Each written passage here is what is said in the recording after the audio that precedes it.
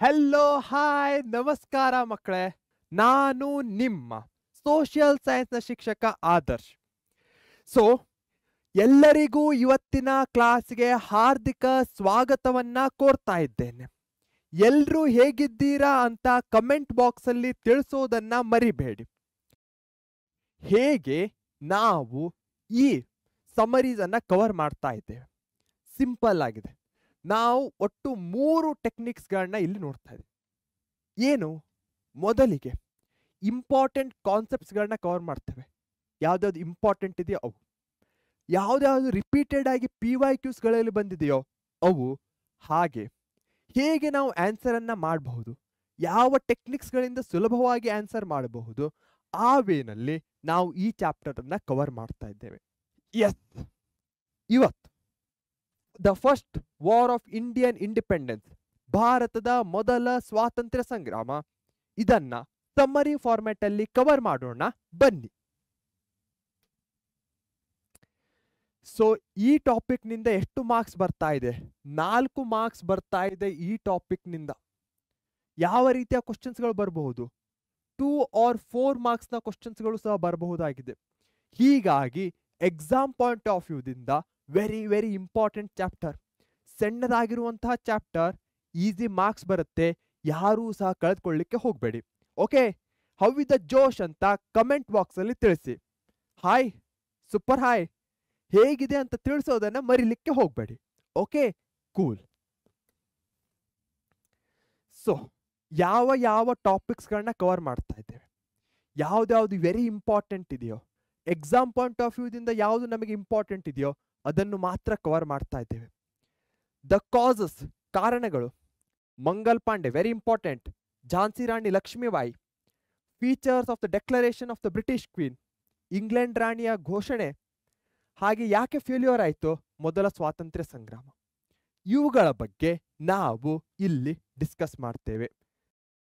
S, causes ಅಲ್ಲಿ 4 ರಾಜಕೀಯ, military, administrative, economic, ಆರ್ಥಿಕ, ಆಡಳಿತಾತ್ಮಕ. ಈ 4 ಕಾಸಸ್ಗಳಲ್ಲಿ ನಾವು ಯಾವ್ದಾವ್ದು ಇಂಪಾರ್ಟೆಂಟ್ ಇದೆಯೋ, ಎಕ್ಸಾಮ್ಸ್ಗಳಲ್ಲಿ ರಿಪೀಟೆಡ್ ಆಗಿ ಬಂದಿದೆಯೋ ಅವುಗಳನ್ನ ಮಾತ್ರ ಕವರ್ ಮಾಡ್ತಾ ಇದ್ದೇವೆ. Okay, got it? Superb. Political causes, ರಾಜಕೀಯ ಕಾರಣಗಳು, ಒಟ್ಟು 4 ಇಂಪಾರ್ಟೆಂಟ್ ಬರುತ್ತೆ. ಮೊದಲನೇದು ಬ್ರಿಟಿಷರ ಪಾಲಿಸೀಸ್ಗಳು. ಸೊ ಇಲ್ಲಿ ಈ ಎಲ್ಲ ಏನು ಬರುತ್ತೋ ಅವುಗಳನ್ನ ಒಂದು ಹೆಡ್ಡಿಂಗ್ ಅಲ್ಲಿ ಕವರ್ ಮಾಡೋದಾದ್ರೆ ಅದು ಪಾಲಿಸೀಸ್. ಸೊ ಇದೊಂದು ದೊಡ್ಡ ಆಲದ ಮರ ಇದ್ದ ಹಾಗೆ. ಆ ಆಲದ ಮರದ ಅಡಿಯಲ್ಲಿ ಈ ಡಾಕ್ಟ್ರಿನ್ ಆಫ್ ಲ್ಯಾಬ್ಸ್ ಇರಬಹುದು, ಬೇರೆ ಬೇರೆ ಸಬ್ಸಿಡರಿ ಅಲೈನ್ಸ್, ಈ ರೀತಿಯಾಗಿ ಬರುತ್ತೆ. ಹೀಗಾಗಿ ಈ ಒಂದು ಪಾಲಿಸೀಸ್ಗಳನ್ನ ಪೊಲಿಟಿಕಲ್ ಕಾಸಸ್ ಜೊತೆ ಲಿಂಕ್ ಮಾಡೋದು ವೆರಿ ಇಂಪಾರ್ಟೆಂಟ್ ಆಗತ್ತೆ. ಸೊ ಎಲ್ಲಿ ಡಾಕ್ಟ್ರಿನ್ ಆಫ್ ಲ್ಯಾಬ್ಸ್ ಇಂದ ಇಂಪ್ಯಾಕ್ಟ್ ಆಯ್ತು? ಜೈಪುರ್, ಝಾನ್ಸಿ, ಉದಯ್ಪುರ್, ಸತಾರಾ, ಇವರೆಲ್ಲರೂ ಸಿಟ್ಟಾಗ್ತಾರೆ. ಯಾಕೆ? ಈ ದತ್ತು ಮಕ್ಕಳಿಗೆ ಹಕ್ಕಿಲ್ಲ ನೀತಿಯಿಂದ ಈ ಎಲ್ಲಾ ಕಿಂಗ್ಡಮ್ಗಳು ಏನು ಇರ್ತಾರೋ ಕಳ್ಕೊಳ್ಬೇಕಾಗತ್ತೆ. ಸೊ ಹೀಗಾಗಿ ಆಲ್ಮೋಸ್ಟ್ ಡಿಸ್ಸ್ಯಾಟಿಸ್ಫೈ ಆಗ್ಲೇಬೇಕು. Second, princely titles were cancelled. ಕ್ಯಾನ್ಸಲ್ಲೇ ಮಾಡ್ಬಿಡ್ತಾರೆ. ಯಾರು ರಾಜರಿರ್ತಾರೋ ಅವರನ್ನ ಪದಚ್ಯುತ ಮಾಡ್ಬಿಡೋದು. ರಾಜರ ಶೀರ್ಷಿಕೆಗಳನ್ನ ರದ್ದುಗೊಳಿಸಲಾಯಿತು ತಂಜಾವೂರು, ಕರ್ನಾಟಕಗಳಲ್ಲಿ. So 2 important words, doctrine of lapse, princely, cancelled. ಎಲ್ಲವನ್ನು ಬಾಯ್ಹಾಟ್ ಹಾಕುವ ಅವಶ್ಯಕತೆ ಇಲ್ಲ, ಕೀವರ್ಡ್ಸ್ ಮೇಲೆ ಹೆಚ್ಚಿನ ಫೋಕಸ್ ಇರಲಿ. ಓಕೆ, ಕಿಂಗ್ಲಿ ಸ್ಟೇಟಸ್ ಸ್ಟ್ರಿಪ್ಟ್, ರಾಜ ಸ್ಥಾನಮಾನವನ್ನ ಕಸಿದುಕೊಂಡ್ರು ಮೊಘಲ್ ಸುಲ್ತಾನರು, ಔದ್ ನವಾಬ್ ಇವರಿಂದ. ಸೊ ಇಲ್ಲಿ ನೀವು ನೋಡಬಹುದಾಗಿದೆ, ಸ್ಟೆಪ್ ಬೈ ಸ್ಟೆಪ್ ಪೂರ್ತಿ ಭಾರತದಲ್ಲಿ ಬ್ರಿಟಿಷರು ಎಲ್ಲವನ್ನ ಕ್ಯಾಪ್ಚರ್ ಮಾಡ್ಕೊಳ್ತಾ ಇದ್ದಾರೆ, ಕಂಟ್ರೋಲ್ ತೆಗೆದುಕೊಳ್ತಾ ಇದ್ದಾರೆ ಇವುಗಳ ಮುಖಾಂತರ. ಹೀಗಾಗಿ ಕೊನೆಯಲ್ಲಿ ಏನಾಗುತ್ತೆ? ಬಹಳಷ್ಟು ಸೋಲ್ಜರ್ಸ್ ಅನ್ಎಂಪ್ಲಾಯ್ಡ್, ನಿರುದ್ಯೋಗಿಗಳಾಗ್ತಾರೆ. ಸೊ ಈ ಒಂದು ಸ್ಲೈಡ್ನಲ್ಲಿ ನಾನು ಏನನ್ನ ಬಳಸಿದೆ? ಒಂದು ದೊಡ್ಡ ಏನು ಬ್ರಾಂಚ್ ಇದೆಯೋ ಅದರ ಮುಖಾಂತರ ಕವರ್ ಮಾಡುವಂತ ಪ್ರಯತ್ನವನ್ನ ಪಟ್ಟೆ. ಕೀವರ್ಡ್ಸ್ ಮೇಲೆ ಫೋಕಸ್ ಮಾಡಿದೆ. ಇದೇ ರೀತಿಯ ಟೆಕ್ನಿಕ್ಸ್ಗಳನ್ನ ನೀವು ಮುಂದೆ ಸಹ ಅಪ್ಲೈ ಮಾಡಿ. Okay, cool.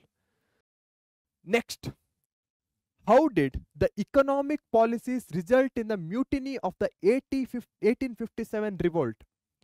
ಆರ್ಥಿಕ ನೀತಿಗಳು 1857ರ ದಂಗೆಗೆ ಹೇಗೆ ಕಾರಣವಾಯಿತು?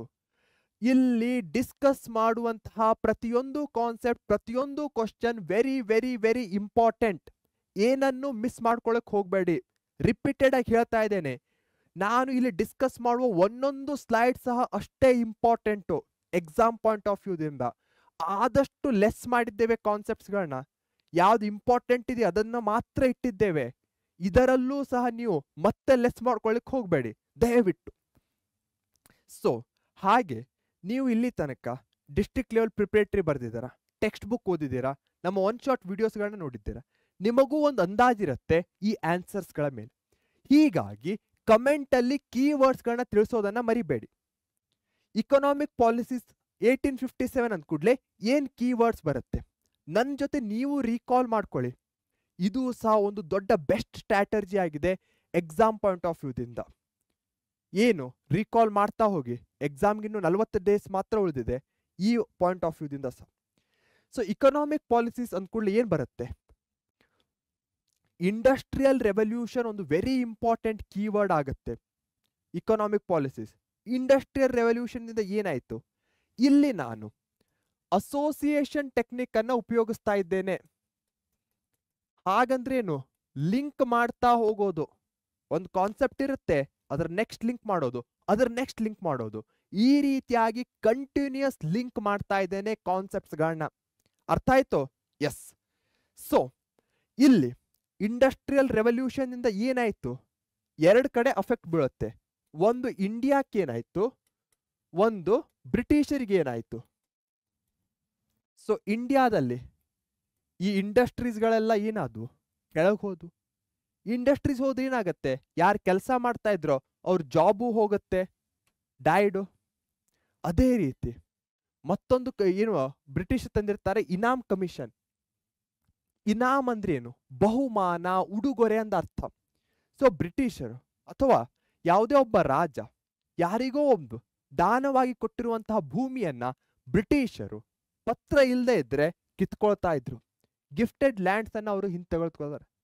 ಇದು ಸಹ ಒಂದು ಇಂಪಾರ್ಟೆಂಟ್ ಆಗುತ್ತೆ ಈ ಇಕನಾಮಿಕ್ ಪಾಲಿಸೀಸ್ ಅಲ್ಲಿ. ಹೆವಿ ಟ್ಯಾಕ್ಸ್ ಭಾರತದಲ್ಲಿ ಏನು ಹೋಗ್ತಾ ಇದ್ವೋ ಅದ್ರ ಮೇಲೆ ಹೆವಿ ಟ್ಯಾಕ್ಸಸ್ ಅನ್ನು ಹಾಕ್ತಾರೆ ಬ್ರಿಟಿಷರು. Zamindari system, land tax policy very important ಆಗುತ್ತೆ. ಅದರಲ್ಲೂ zamindari system very very important ಆಗುತ್ತೆ. ಲ್ಯಾಂಡ್ ಲಾರ್ಡ್ಸ್ ಎಕ್ಸ್ಪ್ಲಾಯ್ಟ್ ಮಾಡ್ತಾರೆ, ರೈತರನ್ನ ಶೋಷಿಸ್ತಾರೆ. ಹಾಗೆ ತಾಲೂಕುಗಳಿಗೆ ಏನು ನೀಡಿರ್ತಾರೋ ತೆರಿಗೆಯನ್ನ ಸ್ವೀಕರಿಸುವಂತಹದ್ದು ಅದನ್ನು ಸಹ ಹಿಂಪಡಿತಾರೆ. ಫಾರ್ಮರ್ಸ್ಗೆ ಇನ್ಸಲ್ಟ್ ಆಗತ್ತೆ. ಹಾಗೆ ಬಹಳಷ್ಟು ಫೈನಾನ್ಷಿಯಲ್ ಪ್ರಾಬ್ಲಮ್ಸ್ ಆಗುತ್ತೆ. ಇಲ್ಲಿ ಹೇಗೆ ಲಿಂಕ್ ಮಾಡಿದ್ವಿ? ಇಂಡಸ್ಟ್ರಿಯಲ್ ರೆವಲ್ಯೂಷನ್, ಭಾರತದ ಇಂಡಸ್ಟ್ರೀಸ್ಗಳು ಕೆಳಗೆ ಹೋಗ್ತವೆ, ಜಾಬ್ ಕಳ್ಕೊಳ್ತಾರೆ. ಬ್ರಿಟಿಷರ ಪಾಲಿಸೀಸ್ಗಳು, ಜಮೀನ್ದಾರಿ ಸಿಸ್ಟಮ್ ಬರುತ್ತೆ, ಏನಾಗತ್ತೆ? ಭಾರತೀಯ ರೈತರು ಶೋಷಣೆಗಾಗ್ತಾರೆ, ಎಕ್ಸ್ಪ್ಲಾಯ್ಟ್ ಆಗ್ತಾರೆ, ಜಮೀನ್ದಾರ್ ಮೇಲ್ ಹೋಗ್ತಾರೆ. ಬ್ರಿಟಿಷರು ಹೆವಿ ಟ್ಯಾಕ್ಸ್ ಹಾಕ್ತಾರೆ, ಅವ್ರಿಗೆ ಲಾಭ ಆಗತ್ತೆ, ನಮಗೇನು ಆಗಲ್ಲ. ಸೊ ಈ ರೀತಿಯಾಗಿ ನಾನು ಬ್ರಿಟಿಷರಿಗೆ ಏನಾಯ್ತು, ಭಾರತೀಯರಿಗೆ ಏನಾಯ್ತು ಅಂತ ಡಿವೈಡ್ ಮಾಡ್ತಾ ಇದ್ದೇನೆ. ಆದಷ್ಟು ಕಾನ್ಸೆಪ್ಟ್ಸ್ಗಳನ್ನ ಬ್ರೇಕ್ ಡೌನ್ ಮಾಡ್ಕೊಳ್ತಾ ಹೋಗಿ. Okay, clear? Yes S.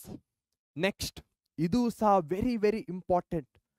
What were the administrative causes for the uprising? ಆಡಳಿತಾತ್ಮಕ ಕಾರಣ.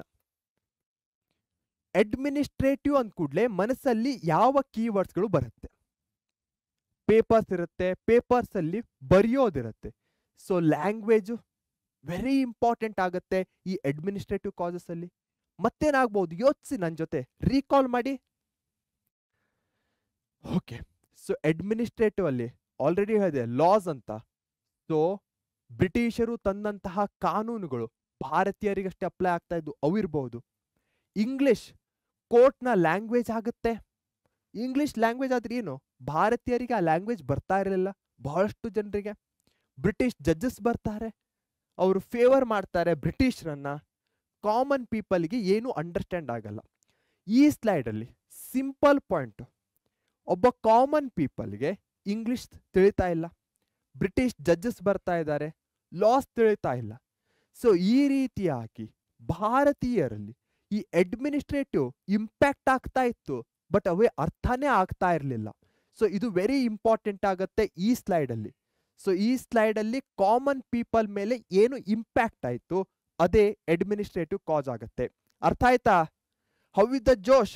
ಕಮೆಂಟ್ ಬಾಕ್ಸಲ್ಲಿ ತಿಳಿಸಿ, ಅಥವಾ ನಮ್ಮ ವಿಡಿಯೋವನ್ನ ಲೈಕ್ ಮಾಡಿ. ಅದರಿಂದಲೂ ಸಹ ನನಗೆ ಗೊತ್ತಾಗ್ತಾ ಇದೆ ನಿಮಗೆ ಇದು ಇಷ್ಟ ಆಗ್ತಾ ಇದೆ ಅಂತ. ಓಕೆ, ನನ್ನ ಜೋಶ್ ಎಂದಿನಂತೆ ಸೂಪರ್ ಆಸಮ್ ಫ್ಯಾಂಟಾಸ್ಟಿಕ್ ಫ್ಯಾಬ್ಯುಲಸ್ ಆಗಿದೆ. Very very very very very very important. ಒಂದು 50 ಸಲ ಹೇಳಿದೆ ವೆರಿ ವೆರಿ ಅಂತ. ಎಕ್ಸಾಮ್ ಅಲ್ಲಿ ಬಹಳಷ್ಟು ಬಾರಿ ಕೇಳಿರುವಂತಹ ಪ್ರಶ್ನೆ. Immediate cause for the revolt, 1857ರ ಸ್ವಾತಂತ್ರ್ಯ ಸಂಗ್ರಾಮಕ್ಕೆ ತಕ್ಷಣದ ಕಾರಣ ಏನು? ಯಾವಾಗ ಇಮಿಡಿಯೇಟ್ ಕಾಸ್ ಅಂತ ಬರುತ್ತೋ ಈ ರಾಯಲ್ ಎನ್ಫೀಲ್ಡ್ ಗನ್ನು ನಿಮ್ಮ ಮನಸ್ಸಲ್ಲಿ ಬಂದ್ಬಿಡ್ಬೇಕು, ಇಮ್ಯಾಜಿನ್ ಮಾಡ್ಕೊಳ್ಬೇಕು. ವಿಜುವಲೈಸೇಷನ್ ಏನಂತ ಇದ್ನೋ ಸೊ ಅದು ಬರಬೇಕು. ಏನ್ ವಿಜುವಲೈಸೇಷನ್ ಮಾಡ್ಕೊತೀರಾ? ಗನ್ನು. ಈ ಗನ್ನು ಯಾಕೆ ಇಂಪಾರ್ಟೆಂಟ್ ಆಗತ್ತೆ? ಅದು ರಾಯಲ್ ಎನ್ಫೀಲ್ಡ್. ಈ ರಾಯಲ್ ಎನ್ಫೀಲ್ಡ್ ಗನ್ನಲ್ಲಿ ಅವರು ಏನು ಕಾರ್ಟ್ರಿಡ್ಜಸ್ಗಳನ್ನ ಬಳಸ್ತಾ ಇದ್ರು, ತುಪಾಕಿಗಳು ಅಂತ ಏನ್ ಕರಿತೇವೆ. ಆ ತುಪಾಕಿಗಳನ್ನ ಹಲ್ಲಿಂದ ಕಿತ್ತು ತೆಗಿಬೇಕಾಗಿತ್ತು. ಕಿತ್ತು ತೆಗಿಬೇಕಾದ್ರೆ ಏನಾಗ್ತಾ ಇತ್ತು, ಅವುಗಳಿಗೆ ಹಂದಿ ಮತ್ತು ಗೋವು, ಕೌ ಮತ್ತೆ ಪಿಗ್ಗಿನ ಫ್ಯಾಟ್ಗಳನ್ನ, ಕೊಬ್ಬುಗಳನ್ನ ಸವರಿದ್ದಾರೆ ಅನ್ನೋ ಒಂದು ವದಂತಿ ಹರಡತ್ತೆ, ರ್ಯೂಮರ್ ಹರಡತ್ತೆ. ನಿಮ್ಗೆ ಗೊತ್ತಿರೋ ಹಾಗೆ ಗೋವುಗಳು ಹಿಂದೂಗಳಿಗೆ ಪವಿತ್ರವಾಗಿವೆ, ಅದೇ ಹಂದಿಗಳು ಇಸ್ಲಾಂ ಧರ್ಮದಲ್ಲಿ ನಿಷಿದ್ಧವಾಗಿವೆ, ಆಲ್ಮೋಸ್ಟ್ ಪ್ರೊಹಿಬಿಟೆಡ್ ಅಂತ ಹೇಳ್ಬೋದು. ಸೊ ಈ ಕಾರಣದಿಂದ ಹಿಂದೂಗಳಿಗಿರಬಹುದು ಮುಸ್ಲಿಮರಿಗಿರಬಹುದು ಈ ಗನ್ಸ್ಗಳನ್ನ ಬಳಸಲಿಕ್ಕೆ ಮನಸ್ಸು ಬರಲ್ಲ. ಇದೇ ಈ ಒಂದು ದಂಗೆಗೆ ತಕ್ಷಣದ ಕಾರಣ ಆಗತ್ತೆ. Simple Royal Enfield rifle, grease cartridges, ಹಸು ಮತ್ತು ಹಂದಿ ಕೊಬ್ಬು, ಆಮೇಲೆ ರಿಲಿಜಿಯಸ್ ಸೆಂಟಿಮೆಂಟ್ಸ್ ವೇರ್ ಹರ್ಟ್. ಇದರ ಜೊತೆಗೆ ಭಾರತೀಯರಿಗೆ ಸಮುದ್ರ ದಾಟ್ ಹೋಗ್ಬೇಕಾಗಿತ್ತು, ಸಿ ದಾಟ್ ಹೋಗ್ಬೇಕಾದ್ರೂ ಸಹ ಅವರು ರಿಲಿಜಿಯಸ್ ಸೆಂಟಿಮೆಂಟ್ಸ್ಗಳು ಹರ್ಟ್ ಆಗ್ತಾ ಇದ್ವು. ಇದು ವೆರಿ ಇಂಪಾರ್ಟೆಂಟ್ ಆಗತ್ತೆ ಎಕ್ಸಾಮ್ ಪಾಯಿಂಟ್ ಆಫ್ ವ್ಯೂದಿಂದ. ಸೊ ಮೈಂಡ್ ಅಲ್ಲಿ ಇಮಿಡಿಯೇಟ್ ಅಂದ ಕೂಡಲೇ ರಾಯಲ್ ಎನ್ಫೀಲ್ಡ್ ಗನ್ ಬರಲೇಬೇಕು. ಸೊ ಬುಲೆಟ್ ಗಾಡಿ ಏನಿದೆಯೋ ಮೊದಲು ಈ ಗನ್ಸ್ಗಳನ್ನು ಸಹ ಉತ್ಪಾದಿಸ್ತಾ ಇತ್ತು. ಸಿಂಪಲ್. ಎಲ್ರೂ ಆನ್ಸರ್ ಅನ್ನ ಕಮೆಂಟ್ ಬಾಕ್ಸ್ ಅಲ್ಲಿ ತಿಳಿಸ್ಲೇಬೇಕು. ನಾನು ಕ್ವಶನ್ ಓದ್ಲಿಕ್ಕೆ ಸ್ಟಾರ್ಟ್ ಆದ್ಮೇಲೆ 10 ಸೆಕೆಂಡ್ ಬರುತ್ತೆ ನಿಮ್ಮ ಸ್ಕ್ರೀನ್ ಅಲ್ಲಿ. ಆ 10 ಸೆಕೆಂಡ್ ಅಲ್ಲಿ ಆನ್ಸರ್ ಮಾಡಬೇಕು. Cool. Fastest finger first. Kaun Banega, ಏನ್ ಕರೋಡ್ಪತಿ ಅಲ್ಲ, ಕೌನ್ ಬನೇಗಾ ಪರೀಕ್ಷಕ ಏನು ವಿಜಯಪತಿ. ಚೆನ್ನಾಗಿದೆ ಹೆಸರು. Who killed a superior British official triggering the revolt of 1857. 1857ರ ದಂಗೆಗಿಂತ ಮೊದಲು ಉನ್ನತ ಬ್ರಿಟಿಷ್ ಅಧಿಕಾರಿಯನ್ನ ಕೊಂದವರು ಯಾರು? ರಾಣಿ ಲಕ್ಷ್ಮೀಬಾಯಿ, ನಾನಾ ಸಾಹೇಬ್, ಮಂಗಲ್ ಪಾಂಡೆ, ಎರಡನೇ ಬಹದ್ದೂರ್ ಶಾ. ಸೊ ಎಲ್ಲರೂ ಕಮೆಂಟ್ ಬಾಕ್ಸ್ ಅಲ್ಲಿ ಆನ್ಸರ್ ಅನ್ನ ತಿಳಿಸಿ. ನಾನು ಕಾಯ್ತಾ ಇದ್ದೇನೆ ನೀವು ಕಮೆಂಟ್ ಬಾಕ್ಸ್ ಅಲ್ಲಿ ತಿಳಿಸಿ ಅಂತ. ಸೊ ಮಾಡ್ತಾ ಇದ್ದೀರಾ ತಾನೆ? Mangal Pandey superior British official ನನ್ನ ಕೊಲ್ತಾನೆ. ಯಾಕೆ ಕೊಲ್ತಾನೆ? Royal Enfield. ಅದನ್ನ ನೆನಪಲ್ಲಿ ಇಟ್ಕೊಳ್ಳಿ. ಓಕೆ, ನೆಕ್ಸ್ಟ್ ಮಂಗಲ್ ಪಾಂಡೆ ಅದಾದ್ಮೇಲೆ ಆ ಒಂದು ಕಿಚ್ಚು ಭಾರತದ ಬೇರೆ ಪ್ರದೇಶಗಳಿಗೂ ಹರಡುತ್ತೆ. ಸೊ ನಾವ್ ಎಲ್ಲಿಂದ ಸ್ಟಾರ್ಟ್ ಮಾಡಿದ್ವಿ? ಕಾಸಸ್ ಅಲ್ಲಿ ಇಮಿಡಿಯೇಟ್ ಕಾಸ್ ಬಂತು. ಇಮಿಡಿಯೇಟ್ ಕಾಸ್ ಅಲ್ಲಿ ರಾಯಲ್ ಎನ್ಫೀಲ್ಡ್, ಮಂಗಲ್ ಪಾಂಡೆ ನಂತರ ಅದು ಪೂರ್ತಿ ಭಾರತಕ್ಕೆ ಹೋಗ್ತೆ, ಆಲ್ಮೋಸ್ಟ್ ಸ್ಪ್ರೆಡ್ ಆಗುತ್ತೆ. ಆ ಸ್ಪ್ರೆಡ್ ಆಗೋದ್ರಲ್ಲಿ ಝಾನ್ಸಿಯಲ್ಲೂ ಸಹ ಅದು ದೊಡ್ಡ ಪ್ರಭಾವನ ಪಡೆಯುತ್ತೆ. ಆಲ್ರೆಡಿ ಡಾಕ್ಟ್ರಿನ್ ಆಫ್ ಲ್ಯಾಪ್ಸ್ ಅನ್ನ ನಾವು ಡಿಸ್ಕಸ್ ಮಾಡಿದ್ದೇವೆ, ದತ್ತು ಮಕ್ಕಳಿಗೆ ಹಕ್ಕಿಲ್ಲ ನೀತಿ. ಅದರ ಇಂಪ್ಯಾಕ್ಟ್ ಅನ್ನು ಸಹ ನಾವಿಲ್ಲಿ ಕಾಣಬಹುದಾಗಿದೆ. ಟ್ರಿಗರ್ ಆಗುತ್ತೆ ಡಾಕ್ಟ್ರಿನ್ ಆಫ್ ಲ್ಯಾಪ್ಸ್, ದತ್ತು ಮಕ್ಕಳಿಗೆ ಹಕ್ಕಿಲ್ಲ ಅನ್ನೋ ನೀತಿ. So queen Lakshmibai declares war, ಬ್ರಿಟಿಷರ ಮೇಲೆ ಯುದ್ಧವನ್ನು ಘೋಷಿಸ್ತಾಳೆ. ಗ್ವಾಲಿಯರನ್ನು ಸಹ ರಾಣಿ ಲಕ್ಷ್ಮೀಬಾಯಿ ಗೆಲ್ತಾಳೆ. ಆದರೆ ಅದಾದ ನಂತರ ಬ್ರಿಟಿಷರು ರಾಣಿ ಲಕ್ಷ್ಮೀಬಾಯಿ ಮೇಲೆ ಮತ್ತೆ ಆಕ್ರಮಣ ಮಾಡ್ತಾರೆ. ವೀರ ಮರಣವನ್ನ ರಾಣಿ ಲಕ್ಷ್ಮೀಬಾಯಿಯವರು ಯುದ್ಧದಲ್ಲಿ ಹೊಂದ್ತಾರೆ. ಹಾಗೆ ಮ್ಯಾಪ್ನಲ್ಲಿ ಝಾನ್ಸಿ ಎಲ್ಲಿ ಬರ್ತಾ ಇದೆ ಅಂತ ತಿಳ್ಕೊಳ್ಳಿ. ಯಾಕೆ? ನಿಮಗೆ ಮೈಂಡಲ್ಲಿ ಈ ಮ್ಯಾಪ್ಸ್ಗಳನ್ನ ತಿಳ್ಕೊಳ್ಳಿ.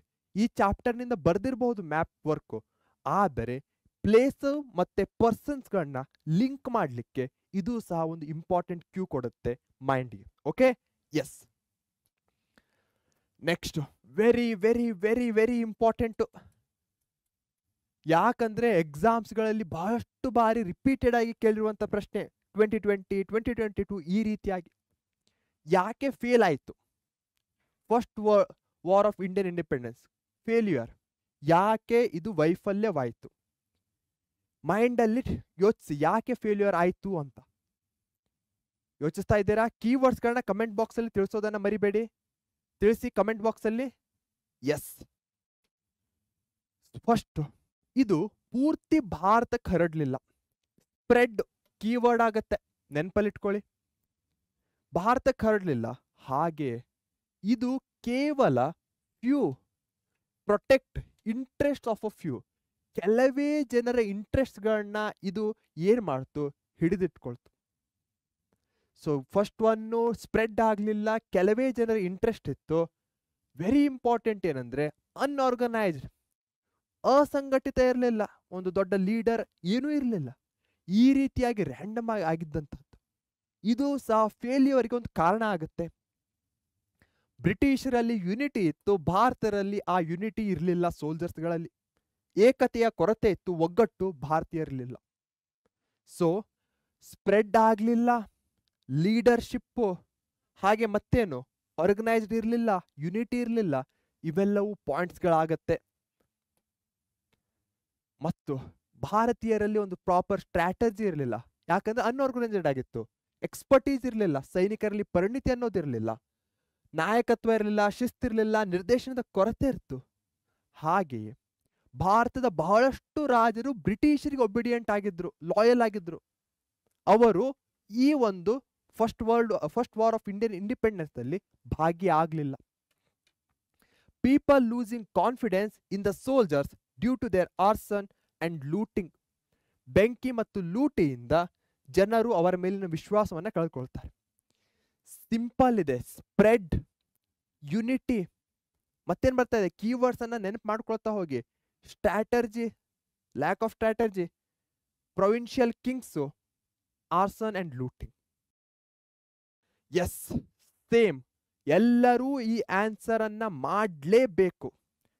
ಕ್ಲಾಕ್ ಇದಾಗದ ಟಿಕ್ ಆಗತ್ತೆ, ಸ್ಟಾರ್ಟ್ ಆದ ತಕ್ಷಣ ಆನ್ಸರ್ ಮಾಡಿ. ಓಕೆ, ನೋಡೋಣ.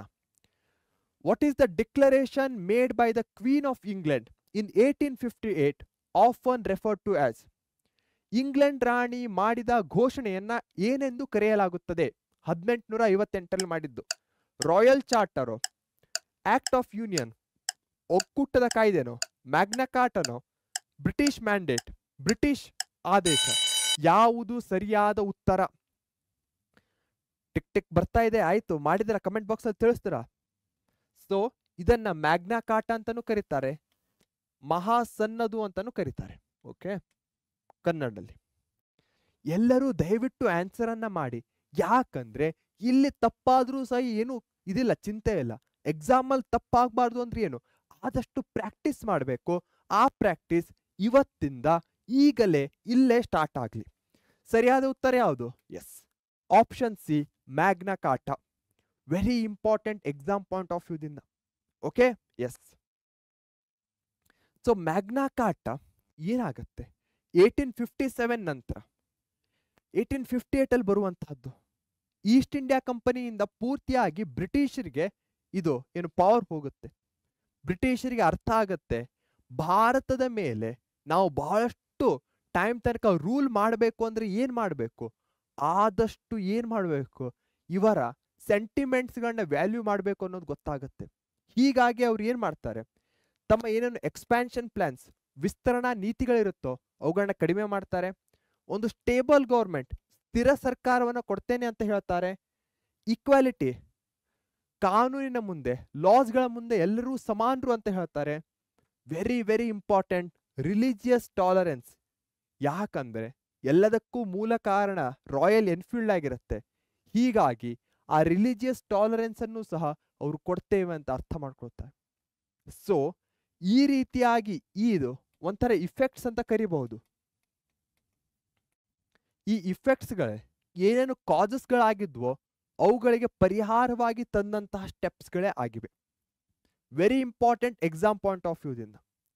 ಸೊ ನಾವು ಈ ಚಾಪ್ಟರ್ನಲ್ಲಿ ಯಾಕೆ ಸ್ಟಾರ್ಟ್ ಆಯಿತು ಕಾಸಸ್ಸು, ಹೇಗೆ ಸ್ಪ್ರೆಡ್ ಆಯಿತು ಮಂಗಲ್ ಪಾಂಡೆ, ಝಾನ್ಸಿ, ಅದಾದ್ಮೇಲೆ ಯಾಕೆ ಫೇಲ್ಯೂರ್ ಆಯಿತು, ಫೇಲ್ಯೂರ್ ಆದಮೇಲೆ ನೆಕ್ಸ್ಟ್ ಸ್ಟೆಪ್ಸ್ಗಳೇನಾಯಿತು, ಈ ರೀತಿಯಾಗಿ ಒಂದು ಸೀಕ್ವೆನ್ಸ್ ಪ್ರಕಾರ ನಾವು ಈ ಚಾಪ್ಟರನ್ನು ಅರ್ಥ ಮಾಡ್ಕೊಂಡಿದ್ದೇವೆ.